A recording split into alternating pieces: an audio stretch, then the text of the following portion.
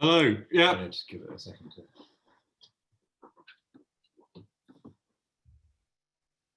Hello. And welcome to the pasture cropping webinar presented by the Pasture-Fed Life Association, Pasture-Fed Life Association, and Pasture-Fed Livestock Association, whatever it's called, and Groundswell Agriculture. This very exciting topic. I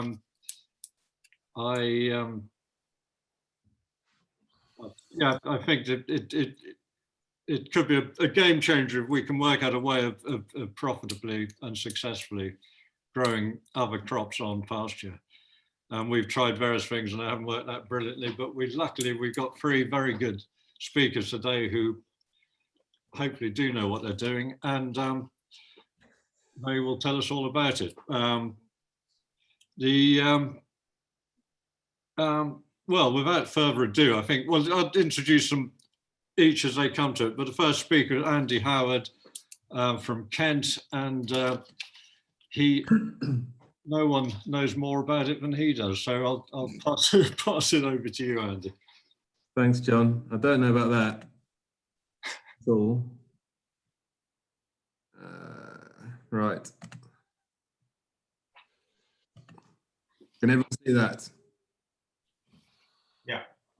Yeah. Okay. So as John said, I'm a farmer from Kent, but I'm not a livestock farmer. I'm an arable farmer, but I have got a little bit of experience in growing crops on permanent crops, and I did a Nuffield 5-6 years ago where I saw different people trying different things. So I'll quickly, for 15 minutes, try and give you my experiences and my thoughts. I'm certainly not an expert, and I certainly don't have all the answers, but I guess that's why this webinar is here, to seed the conversation to progress this topic forward. So family farm, varied soil type in Kent, reasonable rainfall, just comes at the wrong time of year, small rolling fields surrounded by woods. We do have some permanent pasture that is let out to some to people with sheep. We have a guy with dairy heifers. Even though we don't have livestock of our own, our grass seed, our herbage seed, they take, local dairy farmer takes the silage cut off tomorrow. Every year we graze the herbage seed. Our cover crops are grazed by sheep, and the permanent pasture. So we do have plenty of animals on the farm, but just not my own, which is ideal for me. We grow a large rotation, wide rotation, and it can, as you can see, there's a few intercrops in there, which is what my Nuffield Scholarship was about. Hopefully might give me some insight. So in 2015, 2016, I sort of went around the world, and I went to see 82 different farmers and researchers in all these countries. Very fortunate, and it gives you a real good eye-opening insight into what's going on in the world. Most of it was to do with companion cropping in arable systems, but there was a few that were doing it in livestock systems. One that's not completely the same thing as a pasture, but it's the same principle, and it's something that I know people are trying to do here, and I've tried a few times, is growing a living mulch, is where you grow arable crops on a permanent bed of a legume. This guy in France was doing it on lucerne, so he would establish his lucerne in his oilseed rape, let it sit in the bottom of the oilseed rape, and then after that plant 3 crops, 2 crops of wheat and 1 crop of peas afterwards direct into the lucerne. He was a conventional farmer, so he could use herbicides, but he was getting good results in the center of France doing this. He was managing to halve his nitrogen by growing permanent crops on permanent lucerne, and also he didn't need any fungicides, so there was a real synergy between the lucerne and the wheat, meaning the wheat was a lot healthier. We have tried a few times to grow clover, permanent clover with our arable crops, and unfortunately we haven't been very successful yet. We'll keep trying. Another guy in Canada was trying to do a similar thing, and that was in Ontario, and that's in soybeans. And one of the biggest challenges for me with this whole pasture cropping or living mulches is controlling the understory crop while the cash crop is growing. If you are conventional, you can use herbicides. In this situation, where it was soybeans, he couldn't use herbicides with the clover.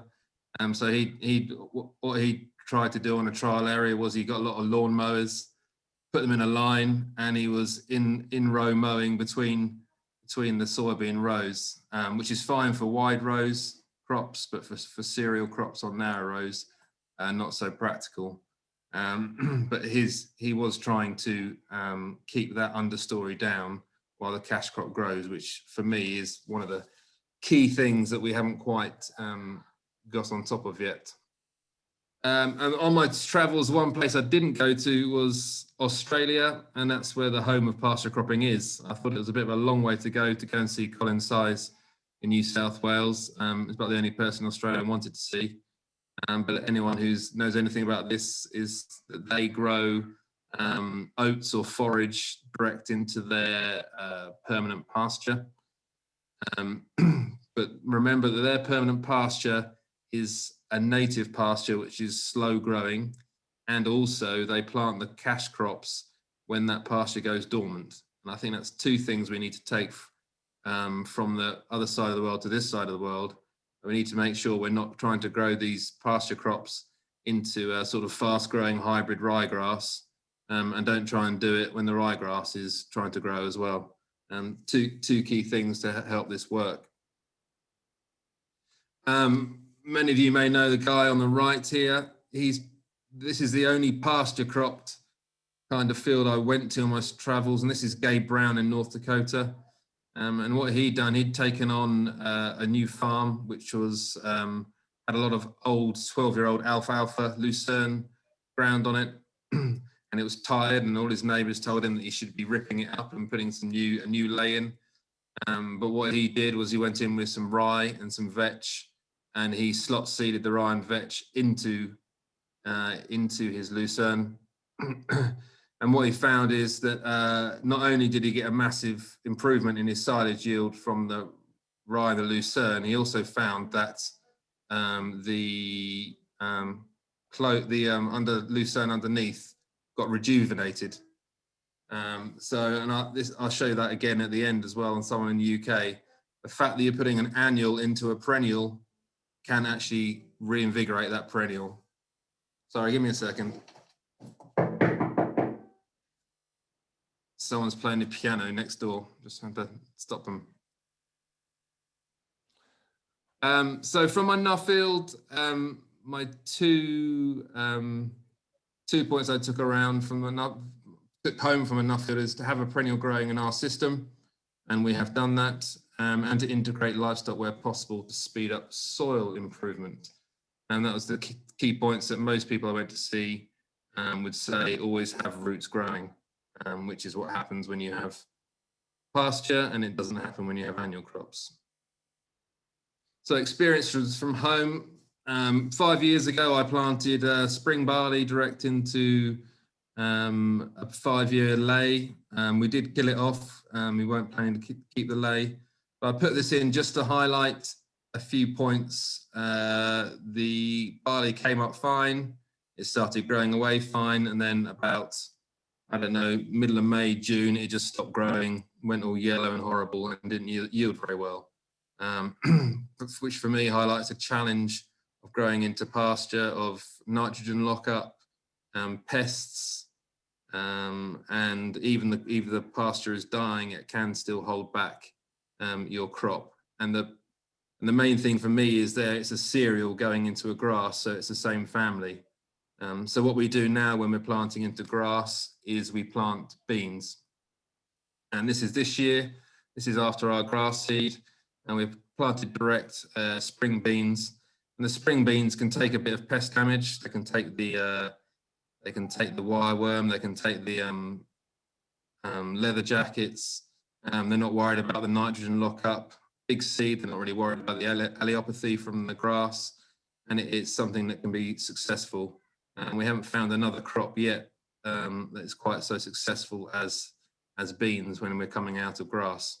Again, we're not keeping the grass growing, but I think it's the principles are the same when you're going into grass as the same as when it's coming out of grass, or things to think about and look out for. This is the only time I've done some proper pasture cropping, and it wasn't on my farm. I don't know whether David Cornforth in East Sussex a couple of years ago, he rang me up saying he wanted me to plant a annual forage crop into his grass. He had some tired permanent pasture, and he wanted to try and get some extra forage off it before he reseeded it. So I went down there about this time of year, I think it might mid-May maybe. And when I turned up in the field, he had his cows grazing the grass, which again, I think is another key thing for anyone trying to do this, is to make sure that the grazing is grazed tight before you plant the crop. I mean, they were literally in the field when I drove in, and he grazed it afterwards as well to try and keep that grass down. And he put in the mix you can see on your screen. Again, you can see there's quite a lot of apart from the ryegrass and the black oats, there's a lot of non-grass species, which will probably be fine going direct into grass. And he rang me up in about September. 2 years ago in September, it was very dry like it normally is in the southeast. A lot of the grass fields have gone brown. He said, Andy, that field is the only one that's green in the area. And this is him grazing his young stock in September with reasonable growth, mob grazing it when a lot of the grass fields around in the area were brown, which shows it is possible. But for me, the key is that he was putting some fast growing legumes and sort of warm season crops in that mix, which are different growth habits and different grow at different times of year compared to the grass. I guess the grass was starting to go dormant sort of June, July, August when we get the drought in the area, which is one reason why I think it worked. And he did say as well that it did rejuvenate the grass once he'd done this. And I don't think he did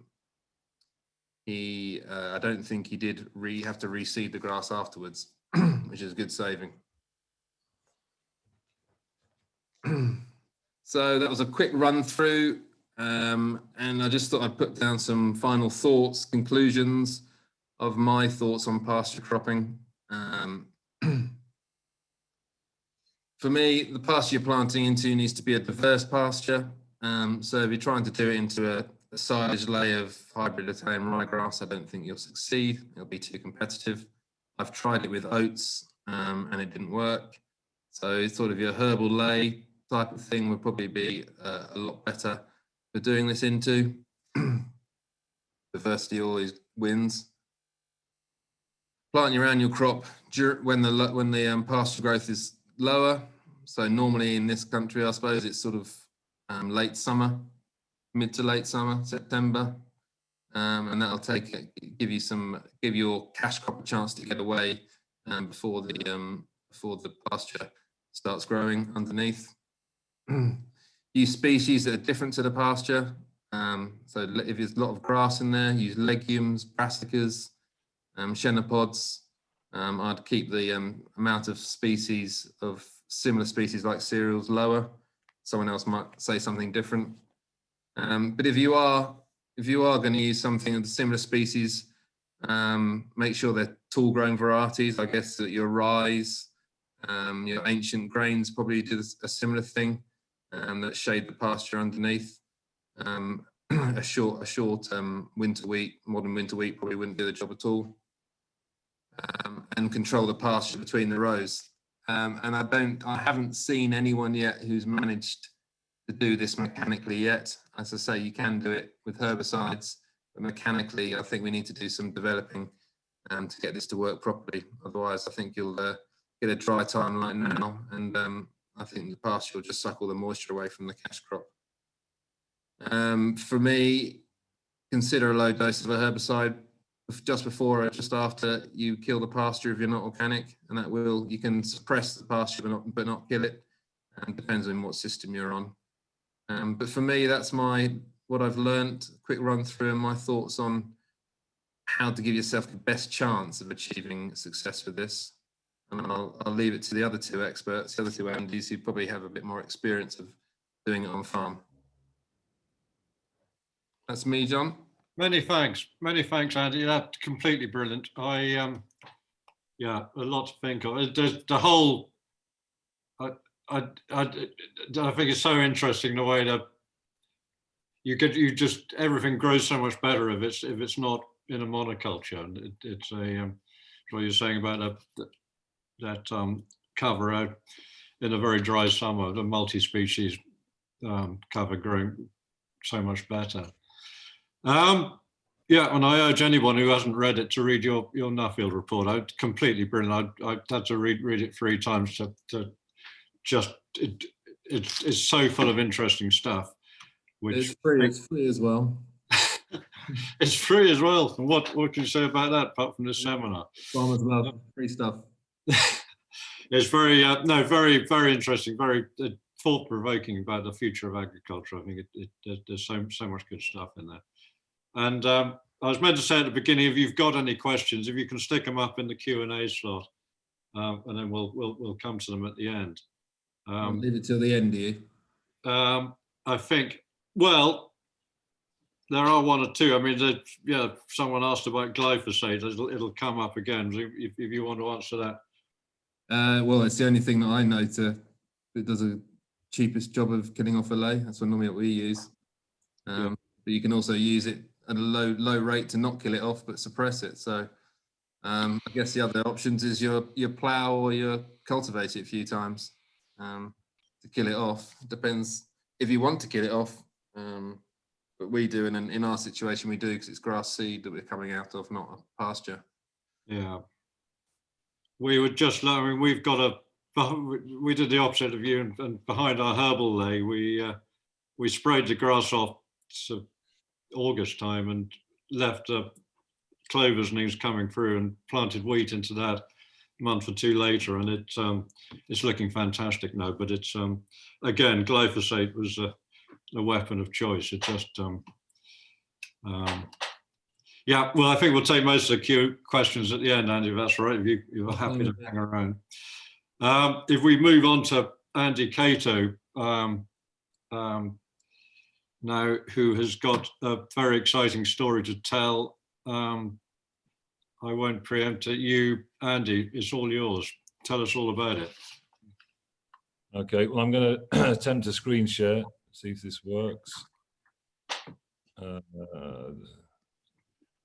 There should be a picture of a greenhouse if all was gone to plan. Has that worked? Yeah, nearly. Yeah. Oh, about half a picture of a greenhouse at least. Anyway, that'll do. Can you hear me still? Yeah. Yeah. Yep. Okay, cool. Yeah, so obviously slightly apprehensive of former musicians speaking between 2 Nuffield scholars and in front of the founder of Groundswell, but I'll give it my best shot. And yeah, so I come from outside the farming world. Just a little bit of background, just so you to understand where I'm coming at this question from, because it's a bit of a specific angle. So I got into farming about 15 years ago. Through reading articles about the consequences of a lot of food production techniques. This led to a market garden.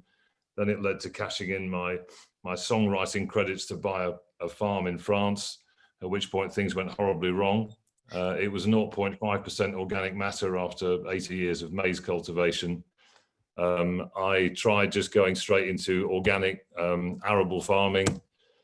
I tried some things like this, for example, is a Garford guided hoe, which was quite revolutionary down here at the time. So sort of band sowing of cereals and inter-row hoeing of cereals, various other experiments along those lines. But basically, I realized that I was losing what little fertility remained in my soil preparation. I was making the fundamental problem worse. With the benefit of hindsight, I should have bought some herbal lay seeds, some electric fence, some livestock, and forgot about crops for a few years. But I was in a situation where the fields were full of docks and thistles and other perennial annual weeds. I was under enormous financial pressure, and the organic sort of standard organic agriculture, if you like, cultivation-based organic agriculture, just wasn't stacking up. And just at the point where I kind of was about to give up, I came across Albert Howard and I came across the Rodale Institute, and that led to two things. One was putting in place some herbal lays and getting some livestock, some red Sussex in my case. And on the other hand, trying to mimic the Rodale Institute's experiments with crimper, the crimper roller. This was a herbal lay mix inspired by Newman Turner's fertility farming thing, which actually Cotswold Seeds handily provided and still do, I think, pretty much as it was. And on the other, with the herbal lays and the cows, I wanted to do the mob grazing thing. So we put in place these sort of cow corridors initially, actually, because there's no shade on the farm. Those trees are about the only ones that are left. But what it's actually meant is that the cows circulate freely down these cow corridors whenever they want drink or water or shade. And all we have to do is just lift up the wire into the daily, or sometimes we divide the daily pasture into 2 or 3. But it's actually been a huge labour saving, because they just they follow the corridors as they like until they get to the bit where the wire's up and they go into the daily pasture. And it's nice. It gives them a lot of autonomy, and inadvertently saved us a lot of work. So that led to the ability to sort of graze any area of the farm quite easily. And the speed of kind of restoration into these horribly degraded soils with the combination of the herbal lay and the mob grazing was encouraging and spectacular, actually. And on the other hand, well, that's just replanting of some of the hedgerows. We put in place these crimperola experiments. So this was a cover crop of vetch that was rolled down, and we planted maize through the vetch. And you can see there on the bottom right, actually not a great comment on the biological activity of my soil, that the rolled vetch lasted so long, but nevertheless it worked as a system, and was demonstrably more successful than the control that I did with standard bare earth cultivations. And I did the same thing, soybeans into rolled rye, just following the Rodale Institute stuff. And I also tried some allelopathic systems. The best one I found was buckwheat. So the top right was the buckwheat residue after harvest, actually, a lot of seed drop. And the bottom right is the buckwheat drilled after after a frost has killed off that's the barley drilled after a frost has killed off the buckwheat seedlings. And on the left is the barley at the end of the cycle. I should say this is an organic farm, so I've been sort of in that system from the beginning. So that was really encouraging. And between all these three things, I started to see a way forward, but I had a problem of wheelings, basically. The land was very susceptible to compaction. And I'll keep this bit brief, it's a bit of a diversion, but the controlled traffic and GPS wasn't on my radar or affordable. And so I went down a different road to be lighter on the land, which was via horses. Just before I move on, this was another approach, which was multi-species stuff. So there's crimson clover, oats, and rye. And so I went down this horse-drawn farming route. That was the Amish in Pennsylvania who taught me how to do it.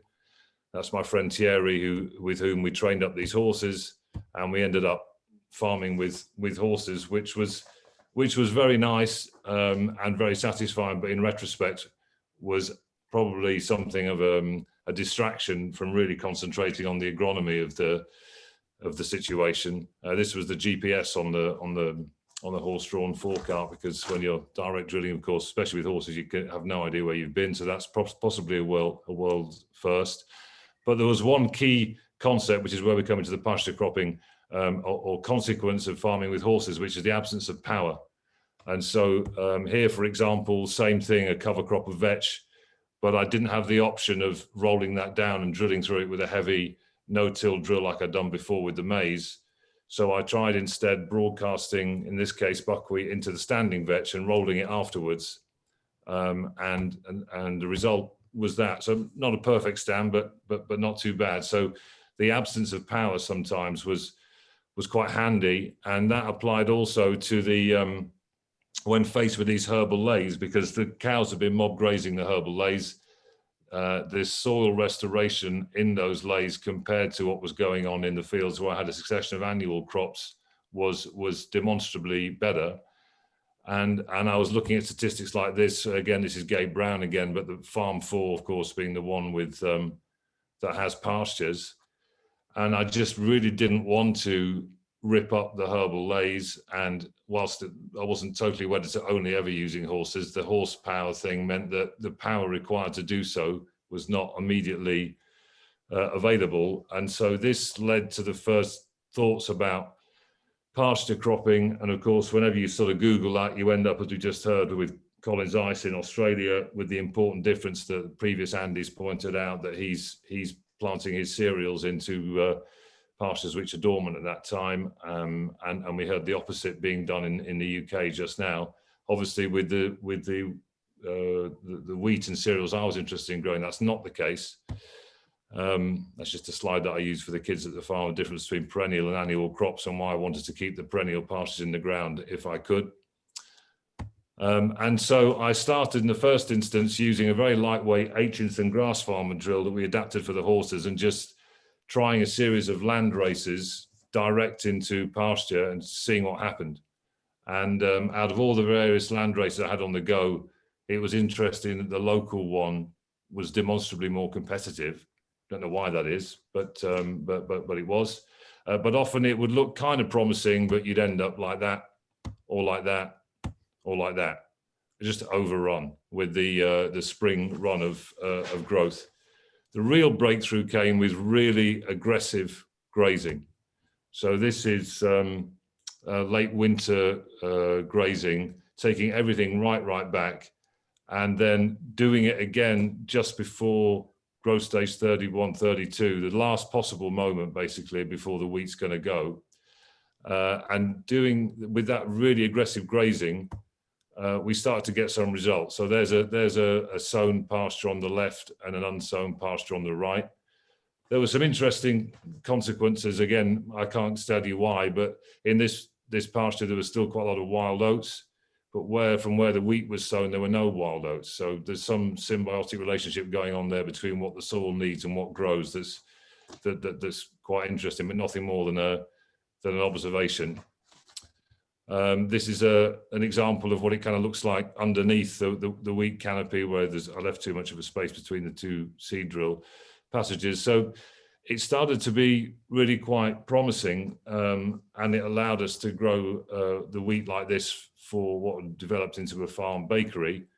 But in terms of sort of large scale cereal production applications, it had three main problems. One was lodging, because if you get any lodging in those conditions, you've had it. The second one was if weather prevented the required grazing.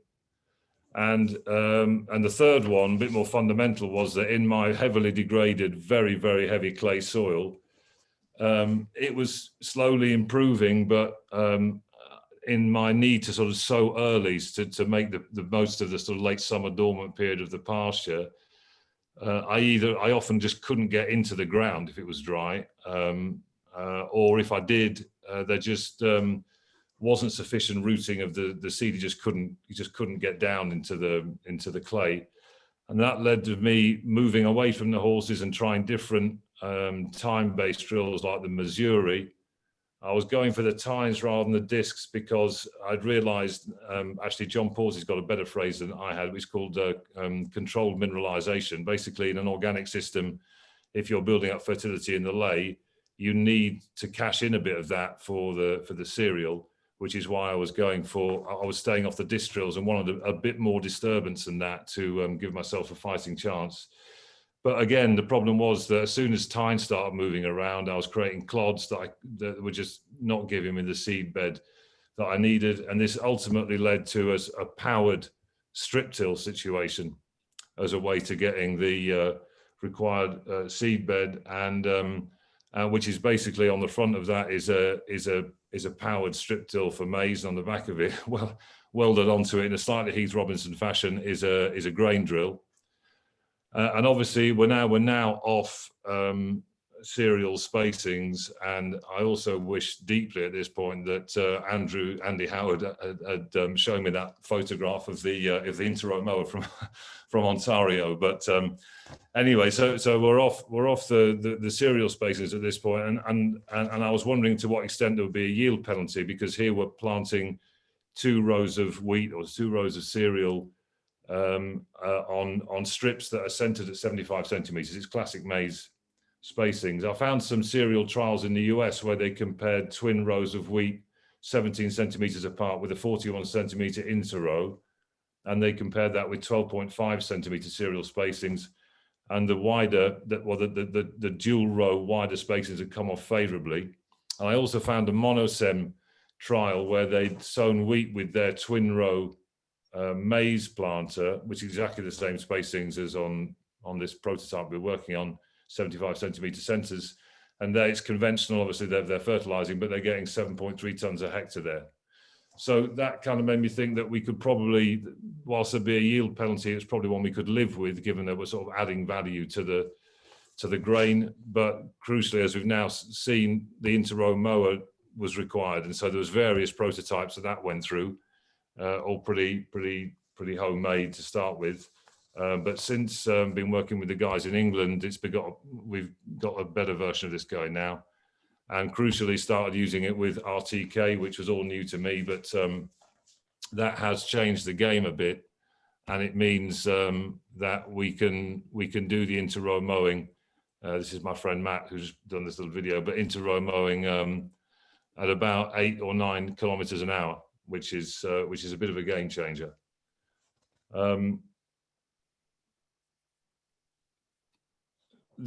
just let that finish off. So that's the interrow mower in action in the field, and that sort of post late autumn mow.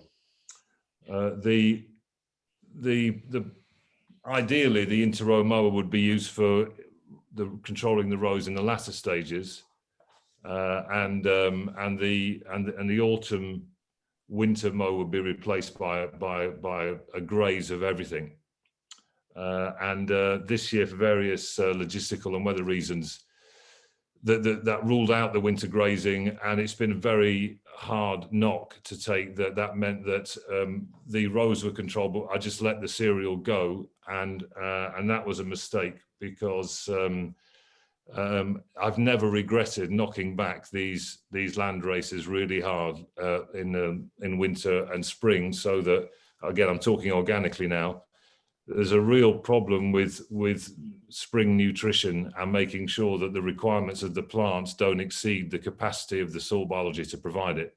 Now, this year has been absolutely brutal in that regard, in that the soil food web has been dormant during an absolutely critical period of growth. So we've gone from there to there. Or in France, we were looking at, the wheat canopy is almost touching, which you can get to this system if you've got a decent bit of fertility. And the photo today was there. There's been the weather over here has been the same. It's no rain at all since the beginning of March. Very, very cold. Just by way of comparison, my neighbour's organic field is looking like that, and those plants are about 25 centimeters high. So we're still sort of comparing favorably, but the thing with this system is that if you start getting tiller dieback, obviously given the spacings of the wheat, that's not ideal. So this spring nutrition thing is really critical, and I do wonder, given we've seen from the monosem trial, the 7.3 tons per hectare on these spacings, whilst restoring degraded soils via these perennial plants and grazing, and with the increasing extreme weather extremes that we're up against, maybe having some spring fertility options is a judicious compromise. But that's a discussion for another day. In terms of nutrient autonomy, we're just modifying the mower so that on the spring mow, we push the herbal lay or legume-rich herbal lay onto the rows as a kind of mulch, basically, to try and maximize the nitrogen recycling that's happening there. Obviously, there's clearly some below ground exchange as well, because when soil temperatures permit an active soil food web, you get a very visible kick on from the week post mowing. The point of this photo was just taken in the south of England last week, but ultimately I think soil health is the insurance against weather extremes, and constant reminder is looking either side of the hedge. So at the top is the track verge where it's never been messed about with, and at the bottom is the about 6 feet away where the land has been cultivated, crop for hay, and so on.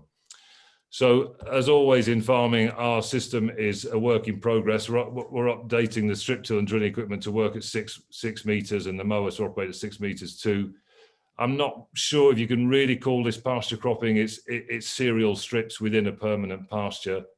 The pasture being the companion crop, sort of giving the diversity and perennial ecosystem benefits, if you like.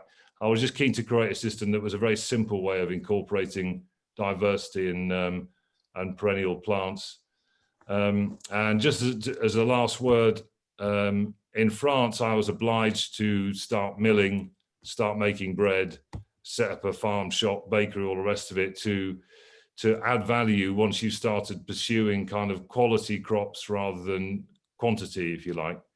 And whilst trying to kind of push things on in the field, that's really, really hard work. And so that's what's led to this Wildfarmed Grain project in the UK, which is a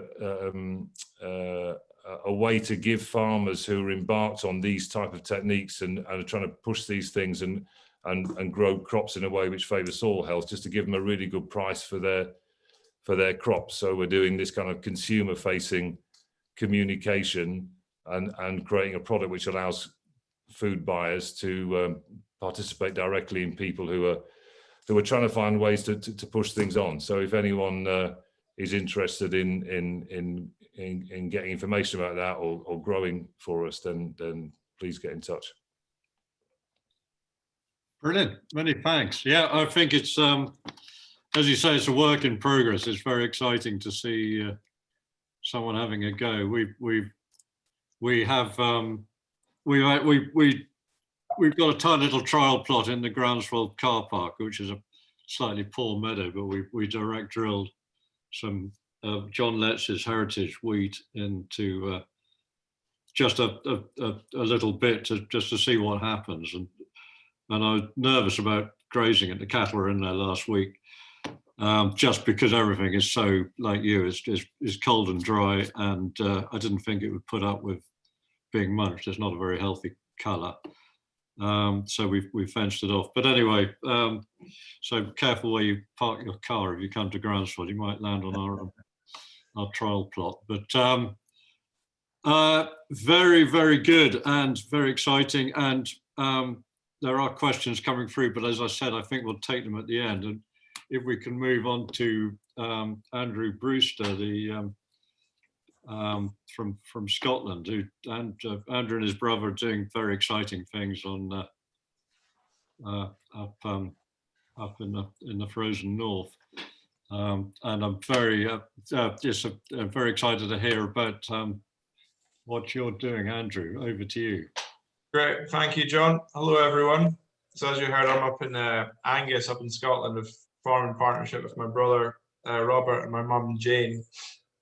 And our farm's been organic for 30 years, and we've always sort of been kind of associated with the Pasture-Fed Livestock Association, even though we don't sell any produce through them. But this is basically our main enterprise. It's sheep and cattle. The farm is it's about 900 acres, and we're really into mob grazing. So we try and mob graze the cows, move them every day, 365 days of the year if possible. And then the sheep are more on a kind of loose, give them the rougher ground and move them every week. So then we got into pasture cropping just as a bit of fun, really. But then I got inspired by looking at Bruce Maynard. So he's in Australia. So you hear a lot about Colin Seiss. Well, Bruce Maynard's maybe a bit less well known, but he's in some pretty interesting stuff with his technique called no-kill cropping. That's what he calls it, but it's sort of similar idea behind pasture cropping. But it's really about incorporating a grass, just sort of incorporating a grain crop without disturbing what's already there. So that's kind of what we've tried to stick to, and we've drilled in the spring, the summer, and the autumn time, which I'll tell you about in a second. First, I want to talk about the Dust Bowl in America. As I'm sure you all know what it is and what an absolute ecological disaster it was. But this is what the Dust Bowl in Scotland like every springtime. So this is kind of from all the arable farms, must be tens of miles blown across the Strathmore Valley where we are. So this is the picture on the left is a view from my garden, and on the right is what it's like driving through it. So it's terrible.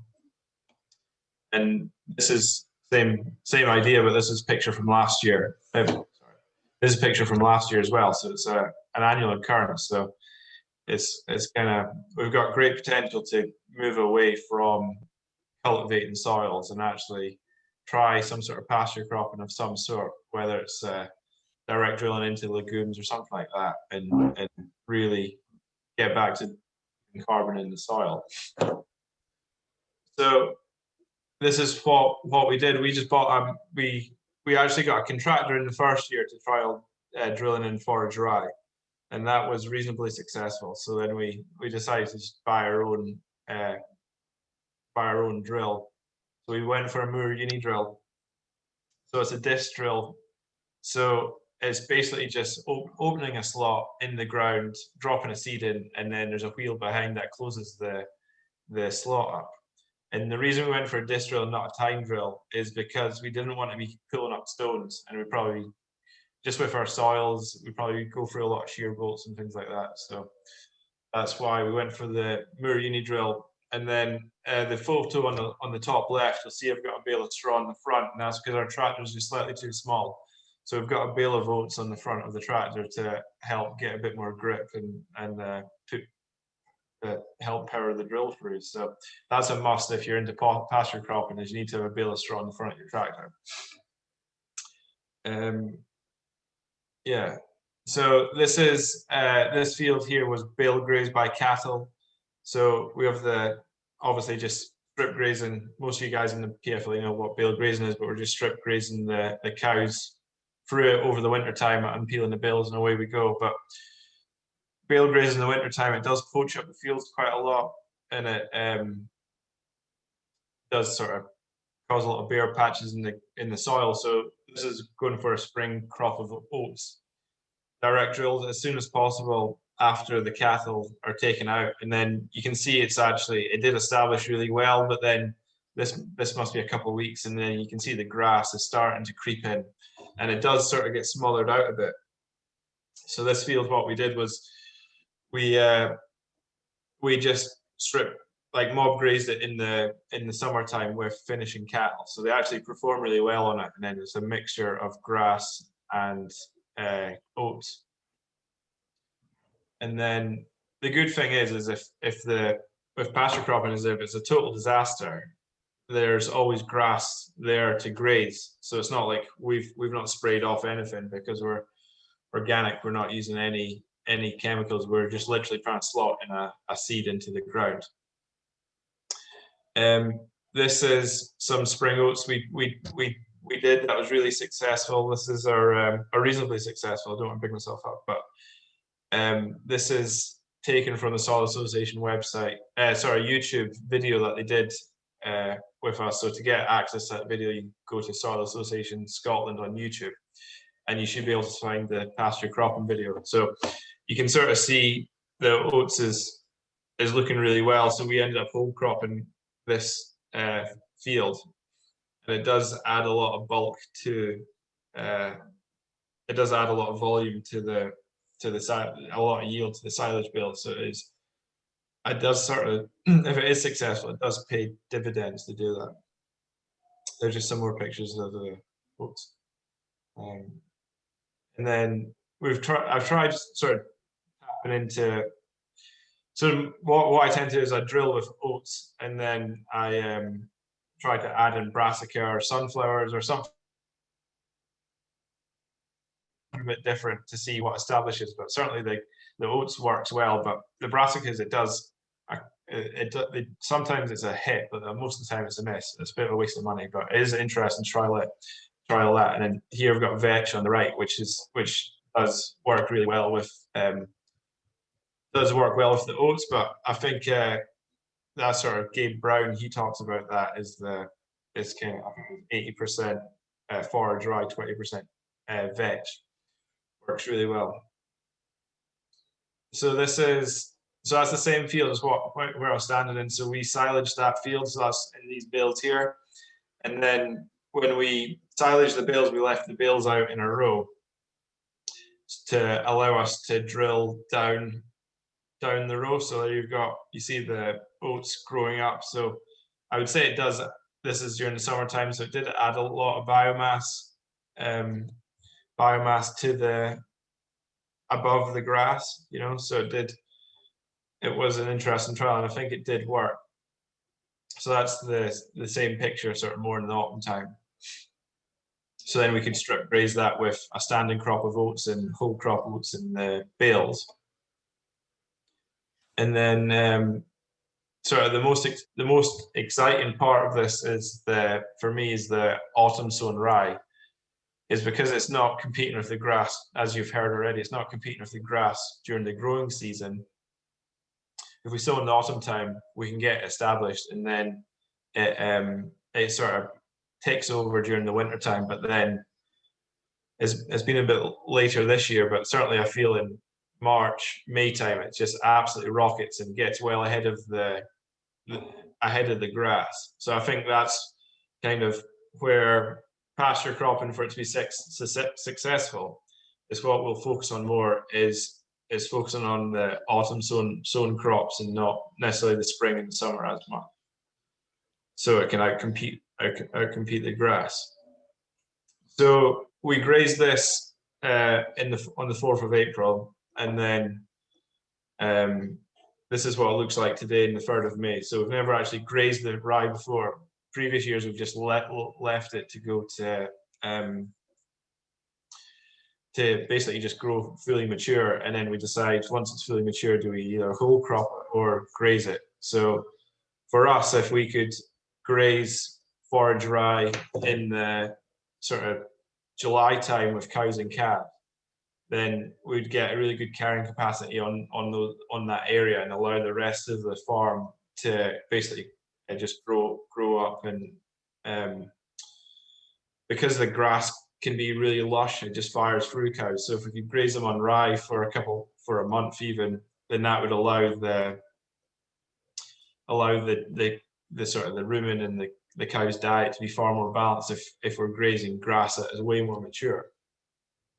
So that's the forage rye when it is successful. So this was the first year we tried forage rye, so that was 3 years ago, and then it worked really well. So that's prompted us to keep going, but it doesn't work as well that every year. So I think it's to get it established properly, it's down to the weather conditions at the time. So if we get a dry autumn and we can drill straight into the grass, then that makes all the difference. Where last year it was really wet when we were drilling, it was just it was fair disasters. This was 3 years ago when it was really dry, and we managed to drill in really successfully, and that was us away.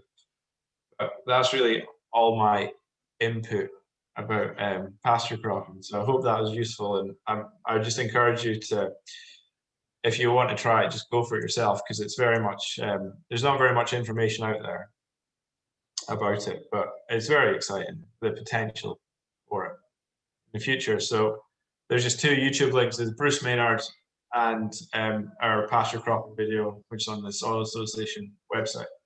So I hope that was useful. Thanks. Back to you, John. Very useful, Andrew. Many, many thanks. Before we get on to actual questions from actual people, the Pasture for Life, the Pasture-Fed Livestock Association, the rules and regulations, they're not keen on any kind of cereal, any kind of grain in the diet, are they? What have you got to be a bit careful when you harvest it or eat it, your rye? Yeah, well, we're not actually certified by the PFLA, so that's not a problem for us. But Right. that's definitely right. Is they can't. It's a certain growth stage where it can't go to seed where you graze it. I think so. That is that's a good point. But I mean, they do, yeah. But apart from that, they do very nicely on it. And we grazed some oats once, growing oats, but by the time they finished, the oats are in full seed, and you could see the bloom on the cattle. It's fantastic. Very, very good, very interesting, and I think yeah, we're a bit soft down here, and if you guys can get all that done up in Angus, you're showing us how it's done. I'm very impressed. Right, hang on now. My glamorous assistant is getting the questions out.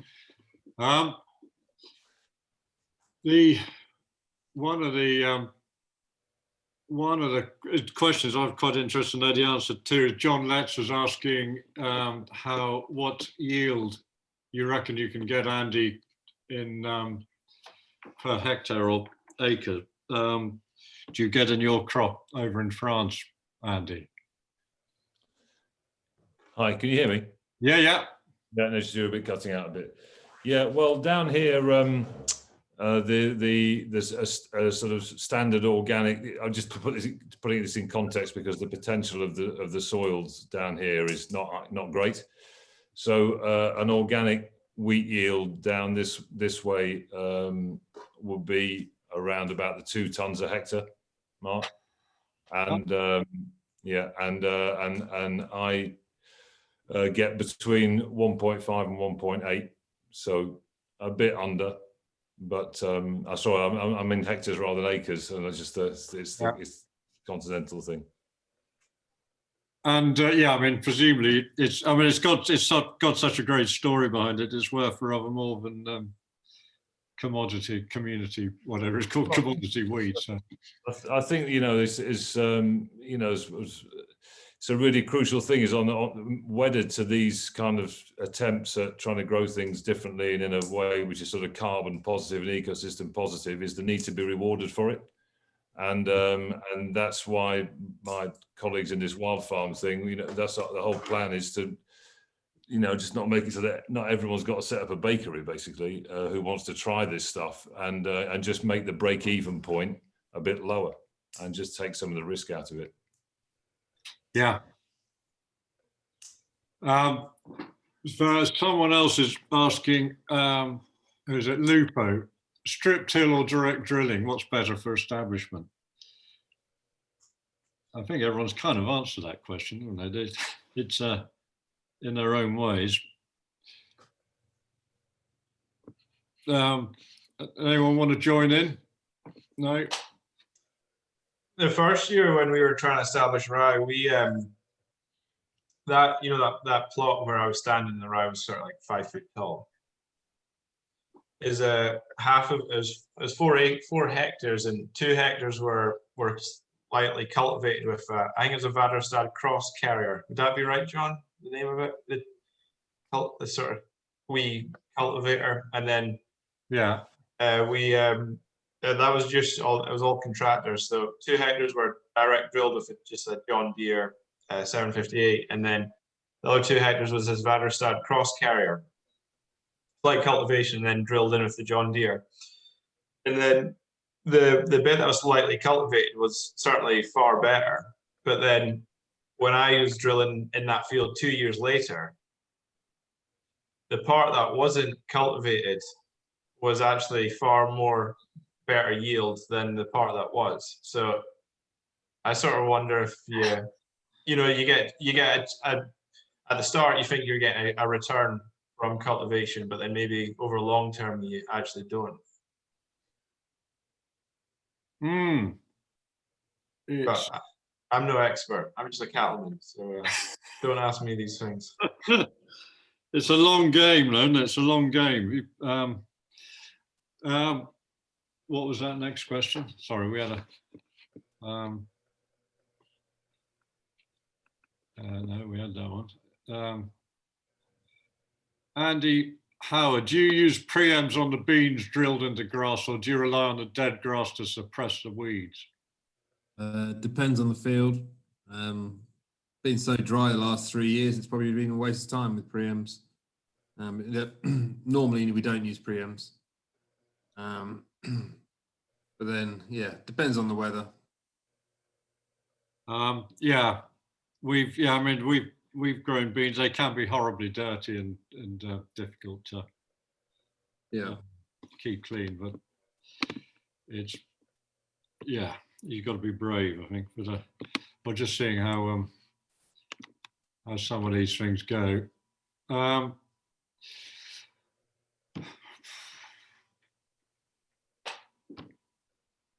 Can pasture cropping save maize?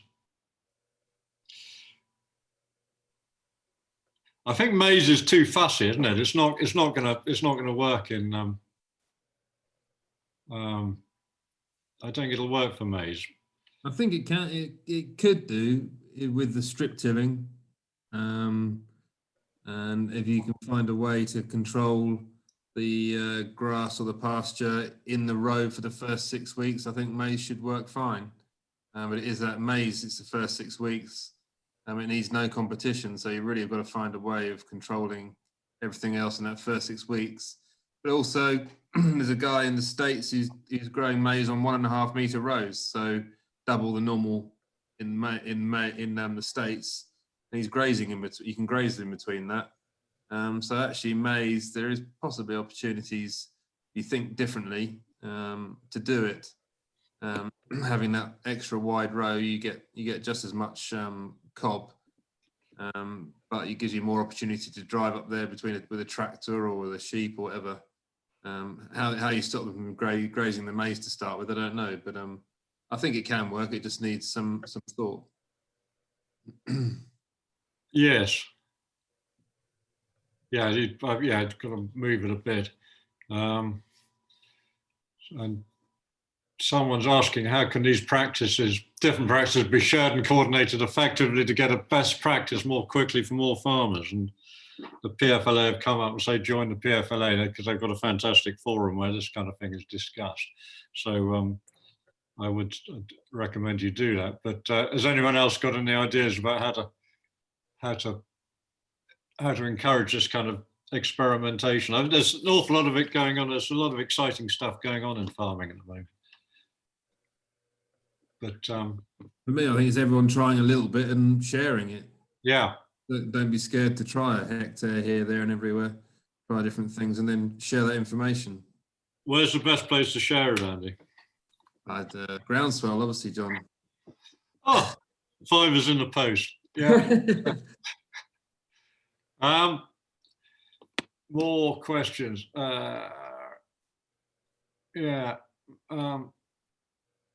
As a veg grower, Peter Thompson asked, we've introduced cover crops and lays currently silaged or destroyed before the next crop, with livestock moving in next year to try and create a sustainable soil culture. Have you come across anyone trying veg into pasture? I haven't. No? No. Oh, well, it didn't take long to sort that one out. We're trying no-till potatoes again, but it's that's slightly different.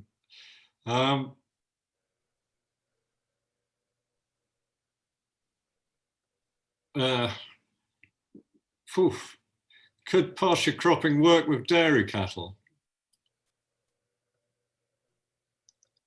Don't see why not. Yeah, I think it'd fit really well, wouldn't it? Yeah. You'd actually be able to see, if it's worthwhile to do as well, just for the milk yield or grass. Well, you get an instant response, don't you? You know how good it is Yeah. for milk. And Andrew, one or two people are saying you're presumably benefiting quite a lot from your neighbours losing all their soil. They'll be landing on yours. Yeah, don't tell them that though. What is your soil type up there? We're not heavy. We're quite light, lighter ground. So, but it's mixed because we go up to Heather Hill. So, sometimes it's sort of marshy ground because of all the rain we're having. So we've had a third of our annual rainfall so far. We had it at the start of February, March time. So it's really wet. And then it's gone dry again. So that's why all this dust is blowing. Yeah. So not good. In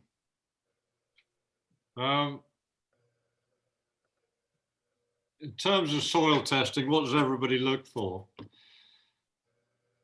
And do you measure the soil biology?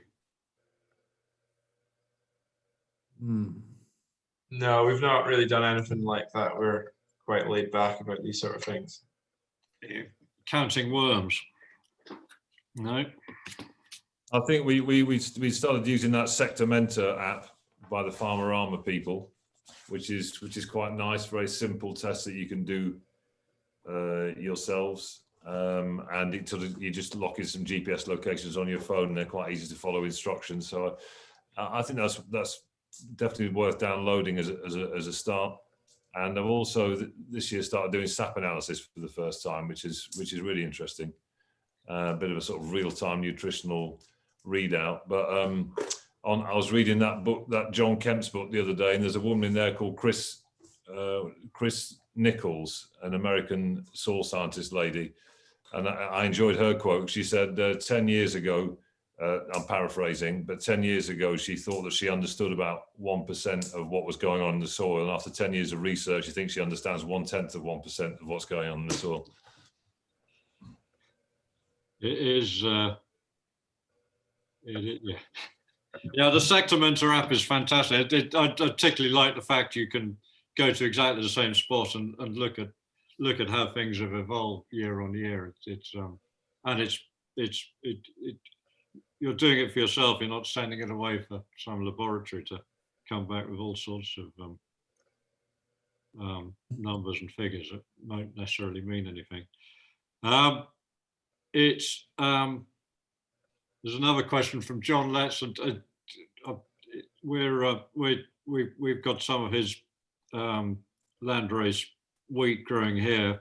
He's asking where you managed to find yours, Andy, because it's I think these heritage wheats are very exciting things to use, but they're surprisingly hard to get hold of, not least because you're not meant to trade them. I think it seems to be the stuff we're growing for John, we give back to him because it's yeah, we're trying to speak to a few people about that, because there was that derogation, wasn't it, for the YQ, which then lapsed because of Brexit and all the rest of it. So it's a bit of a minefield, all that. But there are lots of people chipping away at that one about certifying populations and so on.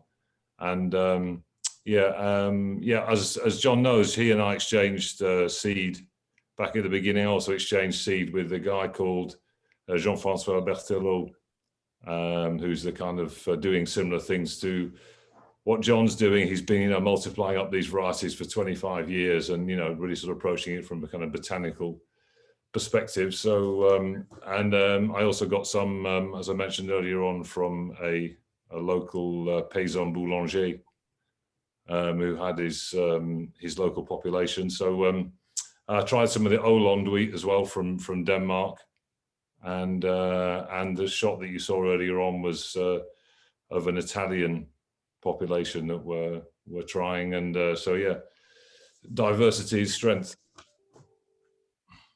It's very well, I mean they're all, it's worth just growing lots of things together and see what works. And it really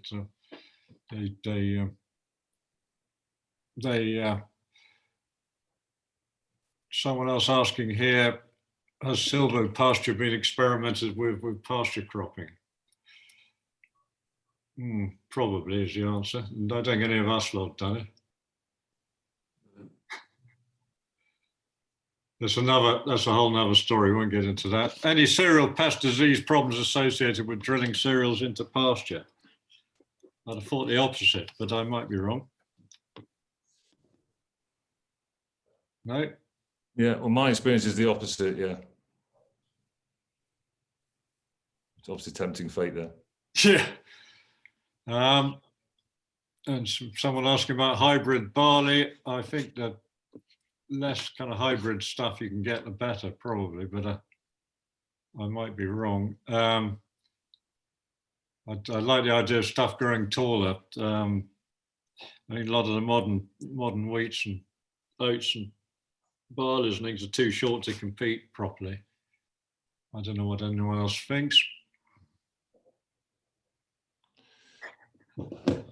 Well, I mean, I sowed some modern varieties when I was doing the phase 1 stuff of direct drilling into the grass with the Aitchison grass farm, and I sowed various modern varieties of various things, and nothing happened.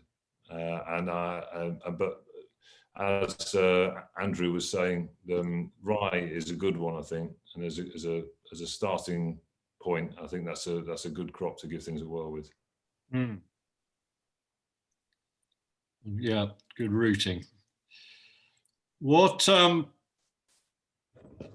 asking about the nitrogen source for your rye, Andrew, in Scotland. Yeah, that's maybe why we need to be sowing with vetch at the same time, would you not say? Sorry, say again. That's why we probably need to be sowing with like vetch at the same time. All right. That's like what Gabe Brown advocates, but I also think we should be sort of kind of planning ahead more and putting dung in the fields that we want a pasture crop into. Because at the moment it's more just like wherever the cows are at that time of year, we're choosing those fields to drill into. So right. The other problem we have that I never mentioned actually is like when you have cocksfoot grass, which we're moving all our swards away from ryegrass towards cocksfoot, and it's actually cocksfoot so vigorous and it's really tough that I just don't think pasture cropping would actually work, or what we're doing certainly would work in cocksfoot fields where we're drilling into ryegrass fields where are kind of they don't do anything in the winter time and don't really grow much in the springtime. Don't really do much any other time of year either. So. Yeah, that's another story. It's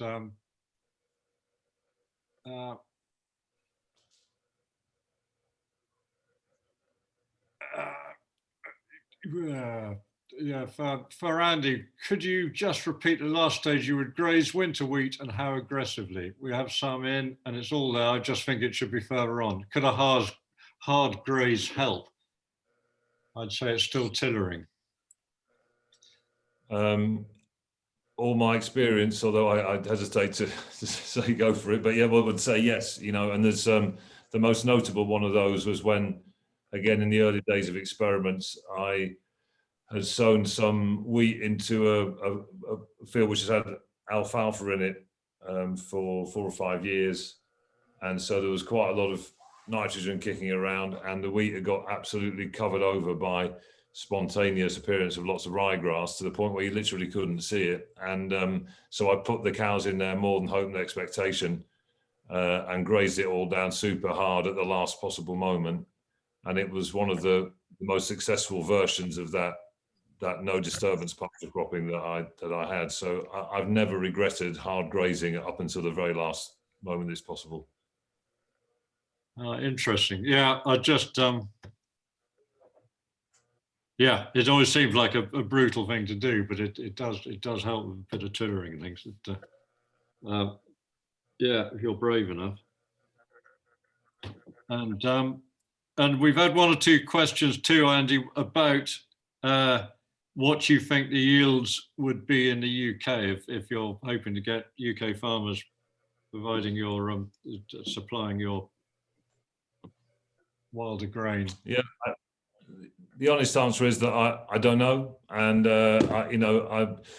you could logically, I think, sort of say, well, here we get about because a conventional farmer down here is going to get about using, all the fertilizer, so he's going to get about 5.5 tons a hectare, which means that we're getting about 40% of a conventional yield. So would that mean that that kind of ratio applies to different soil types? Well, we'll find out. I just don't know the answer to that yet. Yeah. Yeah, I don't know either. I think the monosem trial shows that on these very wide unconventional spacings, the limiting factor is nutrient availability rather necessarily than the spacings themselves, if you see what I mean. So that would suggest that if there's soils have high potential, then you could go a long way with it. Yeah, the danger of them all falling over as well, like you say. It's don't want things lodging, but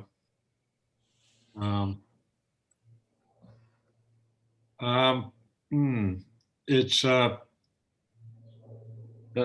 I mean, I think we had a field last year, and it was a ton an acre was what it did without. This was kind of growing into a clover understory and a load of weeds. A sort of organic no-till trial.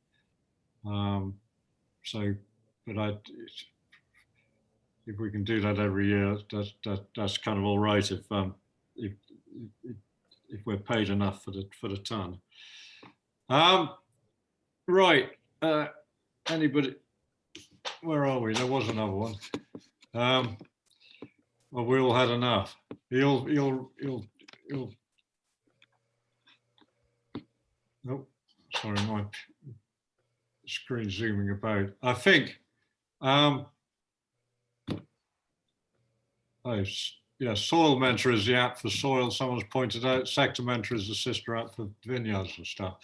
Yeah, Soil Mentor, very useful app. Fantastic, go for it. I think we're kind of going around in circles a bit, and everyone's looking a bit, in need of something to eat or drink. What about? Oh, sorry, more questions keep coming in. Do you take the straw off the field? That must be handy because of the.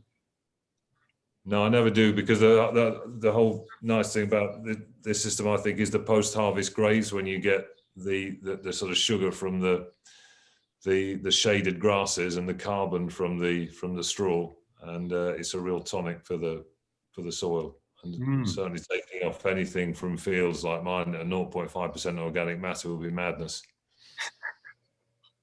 And your horse-drawn combine chop the straw? No, it just lays it out, or what happens? No, it just lays it out, but that's, I have to be honest, that's not been used for a couple of years, but yeah, it just lays it out the back. Yeah. Very good. Right. Thank you all very much. I didn't. I think that's completely brilliant, and we'll leave it there. But thank you all, and sorry, I'm just making sure there's no. We can carry on all night without getting any further. And yeah, thank you for the Pasture-Fed Livestock Association, and for hosting this with us. And it's a wonderful organisation promoting pasture-fed livestock, as the name suggests. And if you're not a member, I should join up. It's got a fantastic. It's a lovely community, and also us at Groundswell, we're running a show 23rd, 24th of June. Tickets available at the moment, but we'll sell out soon because we can't have too many people because there's something called COVID going on, and we can't have you all cuddling up to each other too close.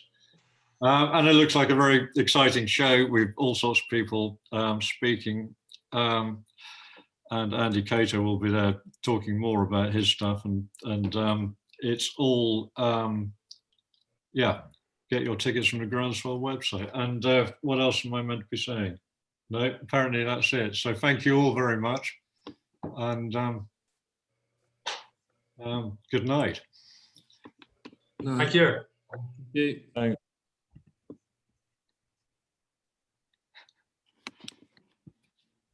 Yeah.